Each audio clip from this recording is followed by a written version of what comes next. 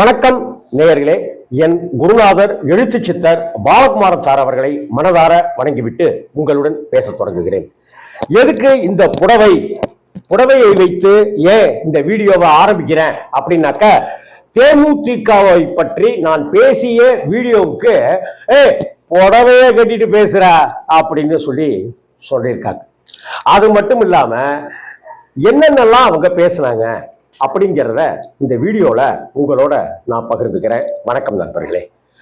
தேமுதிக தேய்கிறதா அப்படின்னு சொல்லி நான் ஒரு வீடியோ பதிவிட்டிருந்தேன். தேய்கிறதா அப்படின்னு தான் நான் கேட்டிருந்தேன், தேய்கிறது அப்படின்னு நான் சொல்லலை. ஆனால் சில மண்டுகள் என்ன பண்ணிட்டாங்க, அது எப்படி தேமுதிக தேய்கிறதா அப்படின்னு போடலாம்னு சொல்லி கடந்த 3-4 நாட்களாக எனக்கு போன் மேல போன் வருது. இதுல என்ன பண்ணிருக்காங்க இவங்க அப்படின்னு சொன்னாக்கா, போன் பண்றது அப்படியே பேசிக்கிட்டே வர்றது. அதுக்கப்புறமா எங்க அம்மா இறந்து பல வருஷம் ஆயிடுச்சுங்க. எங்க அம்மாவை, அப்புறம் எங்க அப்பாவை, அவரு இறந்து பல வருஷம் ஆயிடுச்சு. எங்களுடைய மூதாதையர்களை, எங்களுடைய முன்னோர்கள்னு அத்தனை கெட்ட வார்த்தைகளிலும் திட்டிகிட்டே இருக்காங்க. அந்த போன் ஆதாரம் என்கிட்ட இருக்கு, நான் ரெக்கார்ட் பண்ணி வச்சிருக்கேன். ஒருத்தர் என்னடானாக்க, இன்னைக்கு சாயந்தரம் உன் சேனலையே பிளாக் பண்ணிடுவேன்னு ஒருத்தர் சொல்றாரு. இன்னொருத்தர் என்னடான்னா, கேப்டன் பத்தி, பிரேமலதா அன்னியார் பத்தி இவ்வளவு தரக்குறைவா பேசியிருக்கேன்னா, நீ நல்லா ஒரு தடவைக்கு 2 தடவை பாரியா, நான் கேப்டன் பத்தியோ அன்னியாரை பத்தியோ நான் தரக்குறைவா ஏதாவது பேசியிருக்கேனா அப்படின்றத நீங்களே பாருங்க, கேட்டுட்டு எனக்கு திட்டுங்க அப்படின்னு நான் சொல்றேன். இல்லையா சொல்றது, எப்படியா நீ போடலாம்? விருதுநகர்ல பையன் தம்பி ஜெயிச்சுட்டாருன்னு தோத்துட்டாருன்னு போடுறியா? அப்புறம் விருதுநகர்ல ஜெயிச்சுட்டாருங்களா அப்படின்னா, தோத்துட்டாரு. அப்ப தோத்துட்டாருன்னு தானே சொல்லணும் அப்படின்னு சொன்னாக்க, இதுக்கு ஒரு சண்டை, இதுக்கு ஒரு திட்டு. உன் வீட்டுக்கு வெடிகுண்டு போடுவேன் அப்படின்னு ஒருத்தர் சொல்றாரு. இன்னொருத்தர் என்னடானாக்கா, காசு வாங்கிட்டு தான் இது மாதிரி பேசுறியா அப்படிங்கிறாரு. இன்னொருத்தர் என்னடானாக்கா, உருவ கேலி செஞ்சு நான் குடுகுடுப்பக்கார மாதிரி இருக்கேன் அப்படின்னு ஒருத்தர் பேசுறாரு. கமெண்ட்லயே கூட அந்த ஆள் போட்டிருக்காரு, தேமுதிகக்காரரு. அவர் கமெண்ட்லயே கூட போட்டிருக்காரு. அதுக்கு நான் பதிலும் பேசியிருந்தேன். குறுகுடுப்பைக்காரன் சொல்ற வார்த்தை நல்ல காலம் பிறக்குதுங்கிற வார்த்தை தானே. அப்படி இருக்கும்போது நான் நல்ல வார்த்தை தானே சொல்றேன் அப்படின்னாக்க அப்படின்னு நான் உங்களுக்கு பதில் அடி கொடுத்தேன். சில பேர் கெட்ட வார்த்தையா பேசும்போது நானும் கெட்ட வார்த்தையை உதிர்த்தேன். சில பேர் மிரட்டும் போது தாராளமா மிரட்டிக்கங்க அப்படின்னு நானும் மிரட்டினேன். நீங்க எல்லாம் ஒரு காலத்துலனாக்க, இந்த 57 வயசுல இருக்கிற ராம்ஜி அப்படிங்கிறவன், நானும் ஒரு காலத்துல அப்படின்னு திருச்சியில பொன்மலை பகுதியில என்னைய கேட்டாலே எல்லாருக்குமே தெரியும் எப்படிப்பட்டவனா ராம்ஜி இருந்திருக்கேன் அப்படிங்கிறது. 2வது, யாரோ ஒரு பயக்குள்ள என் பூனலை பார்த்துட்டாங்க. என் பூனலை பார்த்துட்டு பாப்பாள நாயி அப்படி இப்படிங்கிறான். நீ பாப்பான திட்டு, பாப்பாள நாயின்னு திட்டு, நான் பாப்பான்களுக்கெல்லாம் அப்பாற்பட்டவன் அப்படின்னு அவங்களுக்கு சொல்லிலாம் புரிய வைக்க முடியல. இன்னும் சில பேர் கடலூர் மாவட்டத்திலேருந்து ஒரு ஐடி விங்ல இருந்து அவர் பேசினாரு. ரொம்ப நிறுத்தி நிதானமா நியாயமா நீங்க சொல்ல வந்த விஷயத்த தொண்டர்கள் உள்வாங்கிக்கிட்டாக்க இந்த தடவை ஜெயிப்பு உறுதி சார், சிந்தாமல் சிதறாமல் வெற்றி கிடைக்கும் சார், நீங்க எங்களை டியூன் பண்றதுக்கு விதமா தான் இந்த வீடியோவை பேசியிருக்கீங்க அப்படின்னு அந்த தம்பி ராஜான்னு நினைக்கிறேன், அவர் சொல்லியிருந்தாரு. கேப்டன் நகர் அப்படின்னு ஒரு நகரங்க அவருடைய ரியல் எஸ்டேட் பிசினஸ்ல அதை வச்சு பண்ணிட்டு இருக்கிறதாவும் சொன்னார். இதுக்கு அடுத்தாப்புல ஒரு 1/4 மணி நேரம் கழிச்சு என்னடானாக்க, கள்ளக்குறிச்சியில இருந்து ஒருத்தர் போன் பண்ணி முண்டக்கா மண்டக்கான்னு என் மனைவிகிட்ட அவ்வளவு தரக்குறைவான வார்த்தைகளை பேசினார். அதுக்கப்புறம் போனை கொடுமா அப்படின்னு சொல்லி வாங்கினாக்க அவ்வளவு மரியாதை குறைவா பேசுறாங்க. நீ என்ன பிஜேபி காரன்ட்ட காசு வாங்கிட்டியா அப்படின்னு சொல்லி கேட்டாங்க. பிஜேபிக்கும் சங்கிகளுக்கும் ஆர்எஸ்எஸ்க்கும் இந்து முன்னணிக்கும் எனக்கும் எந்த தொடர்பும் கிடையாது அப்படிங்கிறது என்னை சுற்றி இருப்பவர்களுக்கு நல்லாவே தெரியும். அப்படி இருக்கும்போது இந்த தேமுதிக தொண்டர்கள் தெரியாமலேயே புரியாமலேயே அல்லது புரிந்தும் புரியாமல் அந்த தலைப்பை மட்டும் பார்த்துட்டு இவ்வளவு அறகுறா வேக்காடுகளா இருந்து இப்படி எல்லாம் பேசுறீங்களேங்கிறது எனக்கு ரொம்ப வருத்தமா இருந்தது. இந்த விஷயம் பார்த்தசாரதி அண்ணன்கிட்ட கூட நான் பேசி அவர்கிட்ட நான் தெரியப்படுத்துறேன். அவரும் அந்த வீடியோவை பார்த்துட்டு அப்படிலாம் ஒன்றும் சொல்லலை, நீங்க விடுங்கண்ணே அப்படின்னாரு. என்னைய பல வருடங்களா அண்ணனுக்கு தெரியும். இன்னும் சொல்ல போனா கேப்டன் விஜயகாந்த் அவர்களுக்கு பல வருடங்களாக என்னை நன்றாகவே தெரியும். என்னை ராம்ஜி சார்ங்கிற வார்த்தைக்கு தவிர கூப்பிட மாட்டாரு. நான் அவர்கிட்ட சண்டையே போட்டிருக்கேன். ராம்ஜின்னு கூப்பிட்டா தானே நான் உங்க கூட பேசுவேன் அப்படின்னு சொல்லியிருக்கேன். ஐயோ, ஒரு பத்திரிகையாளர், ஒரு எழுத்தாளர், அதுவும் பாலகுமாரன் சாருடைய சிஷ்யர் நீங்க அப்படின்ட்டுலாம் சொல்லி அவரு சொல்லி இப்படிதாங்க கண்ட மெனிக்கு ஃபோன், இஷ்டத்துக்கு ஃபோன், கெட்ட கெட்ட வார்த்தையில. யாரோ ஒருத்தன், அதாவது எவ்வளவு புத்திசாலிகளா இருக்காங்க பாருங்க தேமுதிக நிறைய பேர். யாரோ ஒருத்தர் பெங்களூர்ல இருந்து பேசுறாங்க. இதுக்கு முன்னாடி நான் என் மனைவி குழந்தைகளோட நான் ஒரு வீடியோ பேசியிருக்கேன் பாருங்க. அந்த தற்கூரி அதெல்லாம் தேடி பொறிச்சு, உன் பொண்டாட்டி தானே உன் பொண்டாட்டி அப்படின்னு எனக்கு வாட்ஸ்அப்ல அனுப்பிச்சு வைக்கிறான். உன் பொண்டாட்டி முஞ்சில ஆசிட் அடிப்பேன் அப்படிங்கிறான். உன் பொண்ணு பைசாங்களை சும்மா விட்டுருவான நானு அப்படிங்கிறான். எனக்கு இதுல எந்த பயமும் கிடையாதுங்க. நான் எவனுக்குமே நான் பயப்படுறவன் கிடையாது. நான் என்ன, உண்மைக்கு தான் நான் எப்போதுமே பயப்படுவேன். உண்மையா இருக்கணும்னு ஆசைப்படுற ஒரு கேரக்டர் நான். ஆனா இவங்க உடுற அந்த பூச்சாண்டிகளுக்கெல்லாம் ஏதோ பயந்துருவேன் அப்படின்னு ஒருத்தர் கேட்கிறாரு, நீ என்ன ஸ்டாலினை பத்தி நீ எதுவும் பேச மாட்டியா? பாஜகவை பத்தி ஏதாவது பேசினாக்கா உனக்கு ஏதாவது பிரச்சனை ஆயிரும்னு நீ பயப்படுறியா அப்படின்னாங்க. ஸ்டாலினை பத்தியும் பேசியிருக்கேன், கொஞ்சம் வீடியோ பாருங்கண்ணே அப்படின்றேன். எங்க அண்ணன்னு சொல்றதெல்லாம் காதுல கேட்க மாட்டேங்கிறாங்க. கெட்ட வார்த்தை தான். அண்ணே, தேமுதிக தேய்கிறதான்னு சொல்லியிருக்கிறேன்னு, இதுக்கு முன்னாடி 50-65 வீடியோ விஜயகாந்த கொண்டாடி பேசியிருக்கேன். கேப்டன்ல கொண்டாடி பேசியிருக்கேன். எப்படி அதெல்லாம் பேசியிருக்கேன்றத தயவு செஞ்சு பாருங்க அப்படின்னா அதெல்லாம் பார்க்கல, அதெல்லாம் பார்க்க தயாரா இல்லை. அவன் சொல்றான், உன்னுடைய ஜிபே நம்பர் அனுப்பு, நான் உனக்கு 100 ரூபா அனுப்புறேன் நானு அப்படிங்கிறான். நீ மீசையை சரிச்சிக்க, தாடியை சரிச்சிக்க, புடவையை கட்டிக்க அப்படிங்கிறாங்க. என்ன, ஒன்னே ஒண்ணுதாங்க சொல்றேன். தேமுதிக இருந்தாலும் சரி, அதிமுக இருந்தாலும் சரி, திராவிட முன்னேற்ற கழகமா இருந்தாலும் சரி, மதிமுக இருந்தாலும் சரி, கம்யூனிஸ்டுகளா இருந்தாலும் சரி, விடுதலை சிறுத்தைகளா இருந்தாலும் சரி, பாட்டாளி மக்கள் கட்சியா இருந்தாலும் சரி, இந்து முன்னணி, சந்து முன்னணி, RSS, பிஜேபி, விஸ்வ இந்து பரிஷத்து, பாஜக, யாராக இருந்தாலும் சரி, நான் 37-38 வருடங்களாக ஒரு உண்மையான பத்திரிகையாளனாக வாழ்ந்து கொண்டிருக்கிறேன். ஒரு உண்மையான எழுத்தாளராக வாழ்ந்து கொண்டிருக்கிறேன். எனக்கு எது தவறுன்னு படுதோ அதை நான் பேசுவேன். தேமுதிக பத்தி நீ எப்படி பேசலாம் அப்படின்னாங்க. தேமுதிகவை பத்தி பேசக்கூடாதுன்னு ஏதாவது சட்டம் இருக்கா? அதிமுகவை பத்தி பேசும்போது ஒருத்தர் கேட்டார் இதே கேள்வியை, அதிமுகவை பத்தி எப்படி இப்படிலாம் பேசுறீங்கன்னு. அதிமுகவை பத்தி பேசக்கூடாதுன்னு சட்டம் இருந்துச்சுன்னா சொல்லுங்க, நான் பேசல. அதே போல இந்த தேமுதிக பொங்குறீங்கல்ல, பொதுவா புரியணுமா, இந்த பொங்குறவங்க எல்லாம் இத்தனை நாளா எங்க போயிருந்தாங்கன்னு தெரியல எனக்கு. நான் பார்த்தசாரதி அண்ணன்ட்ட சொன்னேன், தேமுதிகவில் மிக முக்கிய பொறுப்புல இருக்கிற பார்த்தசாரதி அண்ணன்ட்ட சொன்னேன், அண்ணே நான் கொண்டாடி கேப்டனை பத்தி பேசும்போதெல்லாம் ஒரு பேர் என்னை பாராட்டலண்ணே, இன்னைக்கு நான் திட்டுறேன்ற உடனே இவ்வளவு பேர் பொங்குறாங்கண்ணே, எல்லாம் இந்த இடத்துல ஒண்ணு கூட்டிட்டாங்கன்னு எனக்கு சந்தோஷமா இருக்குண்ணே அப்படின்னு பார்த்தசாரதி அண்ணன்ட்ட சொன்னேன். அவர் சிரிச்சாரு. எனக்கு நீங்கெல்லாம் ஒன்று கூட்டிட்ட வகையில எனக்கு சந்தோஷம் தான். தேமுதிகவினர் இத்தனை நாள் சோர்ந்து போயிருந்தீங்க, உங்களுக்கு ஏதோ சுருக்குன்னு ஒரு ஊசியை குத்துனாக்கா கொஞ்சம் எந்திரிச்சிட்டீங்க அப்படின்றா நான் இதை பாக்குறேன். நான் அப்படின்னா தான் தேய்கிறதா அப்படின்னு கேட்டேன்ல, அப்பதான் நீங்க எல்லாம் உசுப்பி நல்லா இருந்தீங்கன்னாக்க தேயவில்லை, வளர்ந்து கொண்டிருக்கிறது அப்படின்னு போடுவோம். ஒருத்தர் சொல்றாரு 2% தாண்டி தான் இருக்குன்னு சொல்றீங்களே, 10% வாங்கினதா பேசுவீங்களான்னு. பேசியிருக்கேன். 10% வாங்கின ஒரு பக்காவான ஒரு கட்சியா இருந்த தேமுதிகவை பத்தி நான் பேசியிருக்கேன். நீங்க கொஞ்சம் பொறுமையா கோபப்படாம அந்த வீடியோவை பார்க்கணும். இந்த வீடியோவில் நீ ஏன் பேசல, அதாவது கூலி படம் இப்ப ரிலீஸ் ஆயிருக்குங்க, கூலி படம் மொக்கையா இருக்குன்னு பேசணுமே ஒழிய பாட்சா படம் சூப்பர், அண்ணாமலை சூப்பர் அப்படின்னு சொல்றதுல ஏதாவது அர்த்தம் இருக்கா? கூலி படம் மொக்கையா இருக்கு, மொக்கையா இருக்குன்னு தான் நான் பேசியிருக்கேன். அப்ப இல்ல ஏன் பாட்சா படத்தை கொண்டாடல, ஏன் அதை கொண்டாடல, அது அப்ப கொண்டாட வேண்டிய படம், அப்ப கொண்டாடப்பட்ட படம் அது. இது மாதிரி தேமுதிகவினர் மிரட்டுவதற்கெல்லாம் அதுக்கெல்லாம் வேற ஆள பாருங்க. என்ன, நீங்க கொஞ்சம் யூடியூப் எல்லாம் பாத்தீங்கன்னாக்க எந்த ஒரு யூடியூப்லையும் பேசுபவர்கள் அவர்களுடைய நம்பரை போட மாட்டாங்க. ஏன்னா என்னுடைய நம்பரை நான் தைரியமா போடுறேன். திட்டினாலும் சரி, அல்லது நான் ஏதோ தவறாக பேசிட்டாலும் சரி, அல்லது குற்றம் குறைகளோட நான் பேசிட்டாலும் சரி, அல்லது நான் என்னங்க இப்படி ஒரு புள்ளி விவரத்தை தப்பா சொல்லிட்டீங்கன்னு யாராவது சொன்னாலும் சரி, அல்லது பாராட்டினாலும் சரி, எது வந்தாலும் ஏற்றுக்கொள்ள மனநிலையில நான் என்னுடைய நம்பரை நான் போட்டிருக்கேன். என்ன, இவங்களுக்காக நான் புடவை கட்டிக்கணும், இவங்களுக்காக நான் என் பூணூல அறுத்து எறியணும், இவங்களுக்காக நான் சங்கி இல்லைங்கிறத நிரூபிக்கணுங்கிற அவசியம் எனக்கு இல்லை. அந்த முந்தானை முடிச்சுங்கிற படத்துல ஊர்வசி சொல்லுவாங்க, பாக்யராஜ் சார்ட்ட டைலாக் இருக்கும், இந்த மாதிரியா நான் ஒன்னும் அனுமார் இல்லை, டக்குன்னு நெஞ்சை கிழிச்சு நீயும் உன் குழந்தையும் தான் என் நெஞ்சுக்குள்ளார இருக்க அப்படின்னு சொல்றதுக்கு அப்படின்னு சொல்லி, அதே போலதான் சொல்றேன், நானும் அனுமார் கிடையாதுங்க.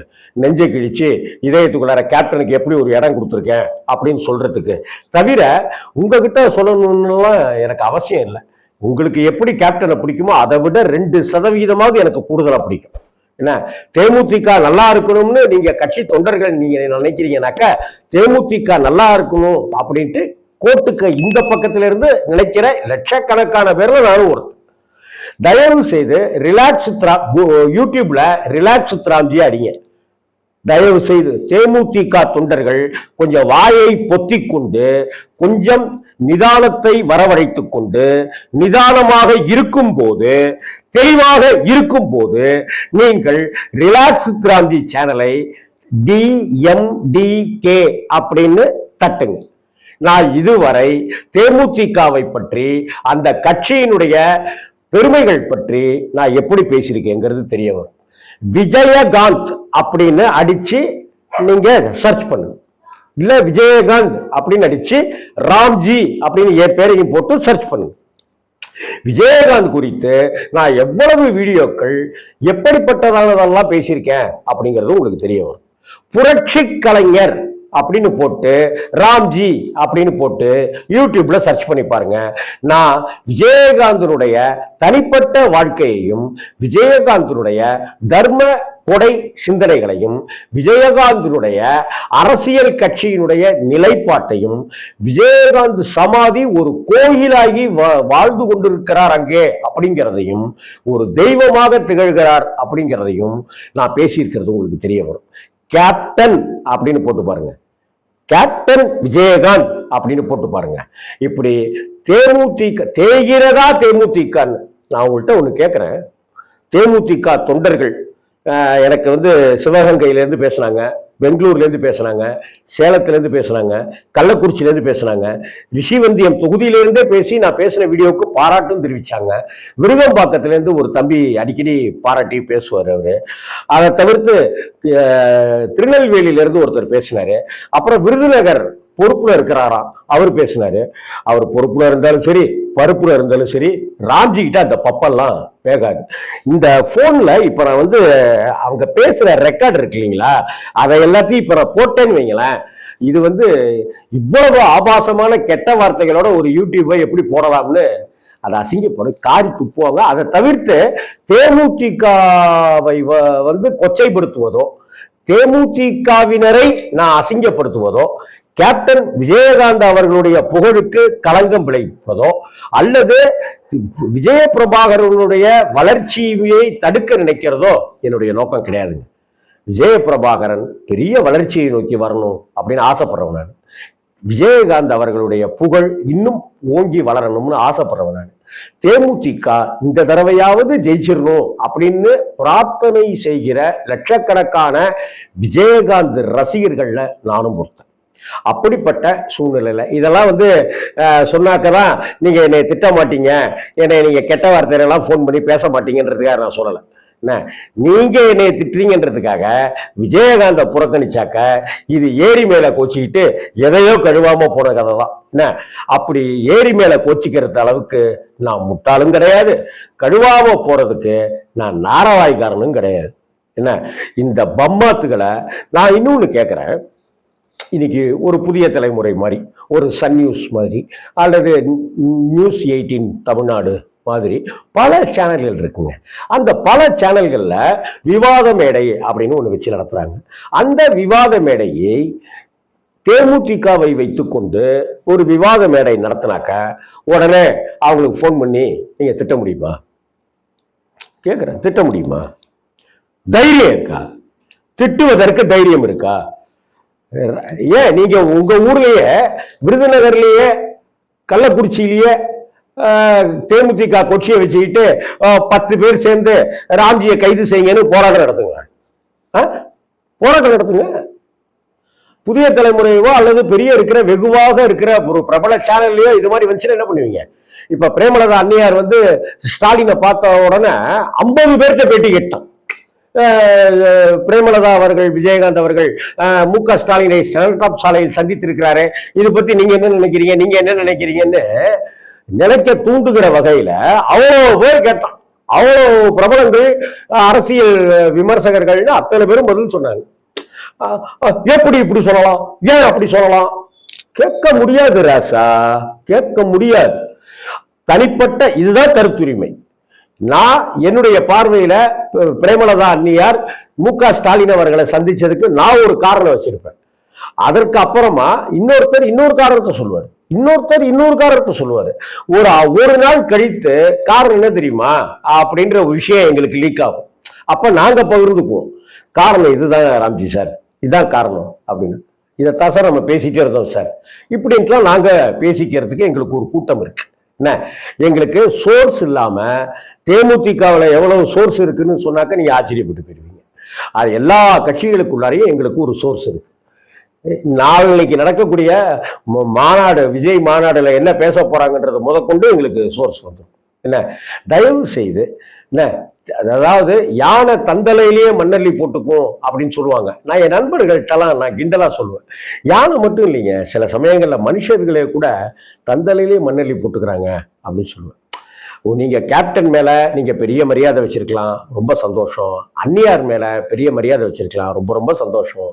கேப்டனோட பையன் பெரிய ஆளா வரணும்னு ஆசைப்படலாம், ரொம்ப ரொம்ப ரொம்ப ரொம்ப சந்தோஷம். உங்க அத்தனை பேருக்கும் கோடான கோடி நன்றிகள். ஆனா எடுத்தோம் கவுத்தோம்னு இது மாதிரி நீங்க போன்ல ஆபாசமான வார்த்தைகளை இறைச்சி வெடிகுண்டை போட்டுருவேன், குத்திடுவேன், கொன்னுடுவேன், இதடா உங்க அம்மா இப்படி, உங்க ஆத்தா இப்படி, உங்க தாத்தா இப்படி, உங்க அப்பா இப்படி, உன் அக்கா இப்படி, உன் பொண்டாட்டி இப்படி இப்படின்ட்டுலாம் பேசுனீங்கன்னாக்க உள்ளதும் போச்சுரா நொல்லக்கண்ணங்கிற கதையில தேமுதிக ஆயிடும். கேப்டன் மீது மிகுந்த அன்பு இப்பவும் இருக்கு, எப்பவும் இருக்கும். ஆனா சாது மிரண்டால் காடு கொள்ளாதுங்கிற மாதிரி தாங்க தேமுதிக தொண்டர்களுக்கு இதுவரைக்கும் பேசிய அந்த பேச்சுக்களுக்கெல்லாம் நான் பதிலடியா நான் இதை சொல்றேன். வரிசையா வந்திருக்கிற ரெக்கார்டர்ல இருந்து அப்படியே வச்சிருக்கேன். நான் இதை எல்லாத்தையும் என்னுடைய வக்கீல் குழுன்னு ஒண்ணு இருக்குல்ல, எனக்குன்னு வழக்கறிஞர்கள் இருக்காங்கல்ல, அந்த சகோதரர்கள்ட்டெல்லாம் கேட்டப்ப அதெல்லாம் ஒன்றும் செய்ய வேணான்னு நான் சொல்லிட்டேன். இல்லைங்க, ரொம்ப ஏதாவது ஒன்று நடக்கலாமே அப்படின்னாங்க. ஒருத்தர் அட்ரஸ் கொடுறாரு. அவன் பேரே சொல்ல மாட்டேன்றான். அண்ணே உங்க பேர் என்னன்னு சொல்லுங்கண்ணே அப்படின்னா பேரையும் சொல்ல மாட்டேன்றாங்க. என் வீட்டு அட்ரஸை கேட்கறான் அவன். என் பேர் இதுங்க, நான் இந்த ஊர்ல இருந்து பேசுறேன். இதுல பல தேமுதிகவினர் ஊர் சொல்லாம பேரு சொல்லாம ஏதோ ஒரு அகதிகள் மாதிரி அவங்க பேசிட்டு இருக்கிறாங்க. ஏங்க ராம்ஜி ஐயாவா அப்படின்னு கேட்கறான், ராம்ஜி சாரா அப்படின்றான், ராம்ஜியா அப்படின்னு கேட்கறான். ஆமா ராம்ஜி தான் அப்படிங்கிறேன்.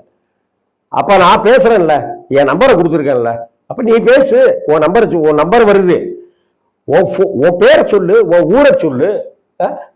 இந்த அந்த நம்பரை மட்டுமே வச்சுக்கிட்டு ட்ரேஸ் அவுட் பண்றது முடியாத காரியமா? அந்த நம்பரை எடுத்துட்டு போய் அப்படியே இந்த வாய்ஸ் ரெக்கார்டெல்லாம் ஒரு பென்ட்ரைவ்ல கொடுத்து நான் சொல்லி பதிவு பண்ண முடியாதா?